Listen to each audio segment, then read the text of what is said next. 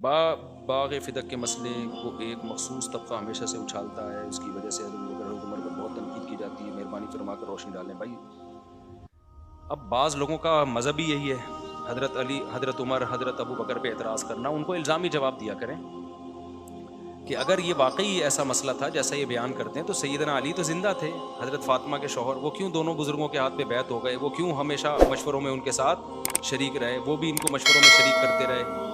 حضرت علی کا تو حضرت عمر بہت احترام کیا کرتے تھے، اور حضرت علی بھی حضرت عمر کا بہت احترام کیا کرتے تھے۔ جتنے فیصلے ہوئے ہیں سب میں حضرت علی شریک ہیں۔ پھر حضرت عمر نے جو 6 افراد کی کمیٹی بنائی کہ میرے بعد ان 6 میں سے خلیفہ ہوگا، اس میں حضرت علی کو، تو کتنے اچھے تعلقات تھے آپس میں۔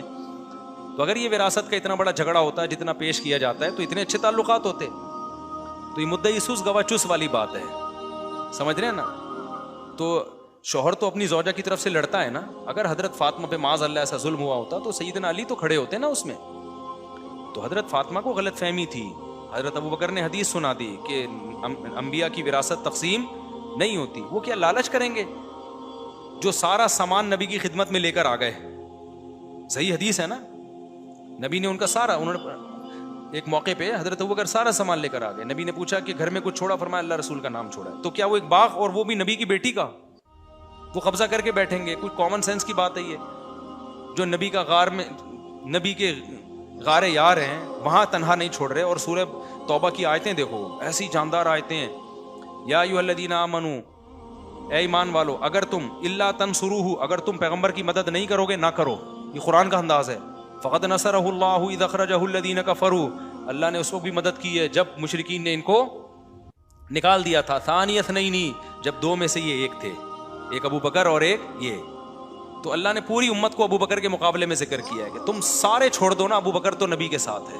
اللہ نے اس وقت ابو بکر کے ذریعے مدد کی ہے۔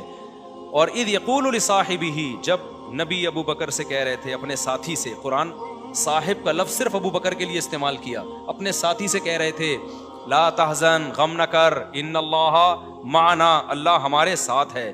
دیکھو موسیٰ علیہ السلام جب دریا پہ آ کے رک گئے نا، اور پیچھے سے فرعون آیا، بنی اسرائیل نے کہا ہم تو مارے گئے، موسیٰ نے کیا کہا؟ ان معی ربی، میرے ساتھ کون ہے؟ میرا اللہ ہے۔ یہ نہیں کہا اللہ ہم سب کے ساتھ ہے۔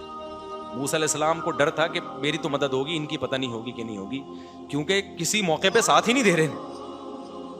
اتنی اللہ نے مدد کر دی ہے تو اب اللہ کوئی راہ نکال لے گا یہاں کے، اگر مروا دیا، انا لمدرکون، ہے موسیٰ مر گئے، پکڑے گئے، تو فرعون تو مارے گا۔ تو توکل ذرا بھی نہیں تھا، اس لیے موسیٰ علیہ السلام نے کہا ان معی ربی، میرے ساتھ کون ہے؟ میرے رب ہے، تمہارا کوئی بھروسہ نہیں ہے۔ لیکن جب ابو بکر غار میں تھے اور چاروں طرف سے گھیر لیا، بالکل وہی سچویشن جو فرعون کی تھی، تو نبی نے کیا فرمایا؟ غم نہ کرو، ہمارے ساتھ کون ہے؟ ہم دونوں کے ساتھ اللہ ہے۔ ان کو پتا تھا جانثار ساتھی ہیں، ایسا نہیں ہو سکتا اللہ میری مدد کرے ابو بکر کی نہ کرے۔ تو یار اتنی بڑی فضیلت، وہ باغ کھائیں گے یار، کچھ سوچنے کی بات ہے، وہ کسی کے باغ پہ قبضہ کریں گے، اور وہ بھی پیغمبر کی بیٹی کی، تو یہ غلط بات ہے۔ اس کو شیعہ حضرات کو چاہیے تھوڑا سا ہوش کے ناخن لیں، کیوں امت میں اختلاف پھیلا رہے ہیں؟ سارے شیعہ ایسی باتیں کرتے بھی نہیں ہیں، جو آج کل نئے نئے مارکیٹ میں خطیب آ رہے ہیں وہ زیادہ ان مسئلوں کو اجاگر کر رہے ہیں۔ حضرت علی نے اپنی بیٹی بھی دی تھی حضرت عمر کو، ان سے نکاح ہوا ہے، لیکن شیعہ لوگ تو اس کا انکار کرتے ہیں، حالانکہ یہ تاریخی حقیقت ہے جو خود شیعوں کی کتابوں سے ثابت ہے۔ لیکن چلو وہ تو ایک بات کی چیز ہے نا، تو یہ تو کتنی بڑی حقیقت ہے، کیوں ایک وراثت کا ایک مال کیوں روکیں گے وہ، جو نبی پر اتنا کچھ جانثار کیا انہوں نے۔ پھر حضرت حسن حسین نے کیوں اعتراض نہیں کیا بڑے ہونے کے بعد؟ کوئی ایک تقریر حضرت حسن حسین کی دکھاؤ ابو بکر عمر کے خلاف۔ حضرت عمر تو حضرت حسن حسین کا بڑا اکرام کیا کرتے تھے، اور گلی میں چلتے پھرتے، جب چھوٹے تھے تو ان کو اٹھا کے پیار کرتے۔ ایک دفعہ حضرت حسن جو ہے وہ کہیں گلی میں کھیل رہے تھے، حضرت علی بھی تھے، حضرت عمر نے فرمایا، گود میں اٹھا کے فرمایا، شبیہم بمحمد لا بعلی، یہ تو نبی کے مشابہ، علی تمہاری شکل پہ نہیں گئے ہیں یہ۔ اور حضرت علی ہنس رہے تھے، یعنی یہ کہا کہ یہ تو پیغمبر کے زیادہ مشابہ ہیں یہ۔ تو پھر حضرت عمر نے کتنا پروٹوکول دیا حضرت حسین کو۔ آپ کو پتہ ہے حضرت حسن کی جو امام زین العابدین ہیں، جو کربلا میں اکیلے باقی بچ گئے تھے، ان کی والدہ کون تھیں؟ حضرت حسن کی نسل، تو حضرت حسین کی نسل جو چلی ہے نا، وہ حضرت زین العابدین سے چلی ہے۔ آج جتنے حضرت حسین کی اولاد ہے وہ امام زین العابدین کی اولاد میں سے۔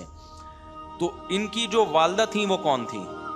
یہ وہ تھیں جو ایران کی شہزادیاں، جنہیں حضرت عمر نے حضرت حسن و حسین کو گفٹ میں دیا تھا۔ ایران سے شہزادیاں قید ہو کے آئیں، لونڈیاں تھیں، تو لوگوں نے کہا یہ شہزادیاں، ان کو باندی بنانا ان کی توہین ہے، ان کا کسی بڑے سے نکاح ہونا چاہیے، شہزادیاں تو شہزادوں سے نکاح ہونا چاہیے. تو حضرت عمر نے کس کو شہزادہ قرار دیا؟ حسن حسین کو. تو ہر جگہ ان کو اہل بیت کو پروٹوکول دیا. تو یہ بنایا ہوا پھڈا ہے بھائی، یہ حقیقی پھڈا نہیں ہے، یہ بنایا ہوا پھڈا ہے. اب اس پہ کوئی آ جائے گا کسی اسکالر کا ایک تقریر، پھر ایک نئی پھڈا شروع وہاں. اور مجھے ایک واقعہ یاد آتا ہے، ہمارے ایک رشتہ دار جہاز میں نا، مرچنٹ نیوی میں کیپٹن تھے، وہ سفر کر رہے تھے، تو ایک ہندو لڑکی آئی، ان سے پوچھا کہ یہ شیعہ لوگوں کا اور سنیوں کا کیا اختلاف ہے. تو ان کو زیادہ نالج نہیں تھی، انہوں نے بتایا کہ بڑا اختلاف تو یہ ہے کہ شیعہ کہتے ہیں کہ حضرت علی کو خلیفہ بننا چاہیے تھا، سنی کہتے ہیں ابو بکر کو. تو اس نے کہا وہ تو بن گئے نا، اب کیا کرنا ہے اس پھڈے سے. وہ ہندو لڑکی پریشان ہو رہی تھی، اب تو ہو گئے نا، یہ تو سلیکشن کے وقت دیکھا جاتا ہے نا کس کو بنا، اب تو جو بننا تھا وہ تو بن گیا، تو اب کیا کریں. کہہ رہے میں نے بھی کہا پتہ نہیں، مجھے تو خود پتہ نہیں اب کرنا کیا چاہیے. تو اب باغ فدق کا جو مسئلہ تھا وہ تو حل ہو گیا، ختم ہو گیا. اب تو ہم آگے کی سوچیں نا، اب تو ہم کسی کی وراثت نہ کھائیں، جس کی بنتی ہے اس کو دے دیں. اب ان پہ اعتراض کرنا اور ان جھگڑوں کو دوبارہ شروع کرنا جو ختم ہو چکے ہیں، اس سے حاصل ہونے والا کچھ بھی نہیں ہے. اور پھر آپ دلائل میں جب ایک طرف کے دیکھتے ہیں تو ایک اینک سے کیوں دیکھتے ہیں، دوسری آنکھ سے بھی تو دیکھو نا، دوسری طرف کے دلائل آپ دیکھو.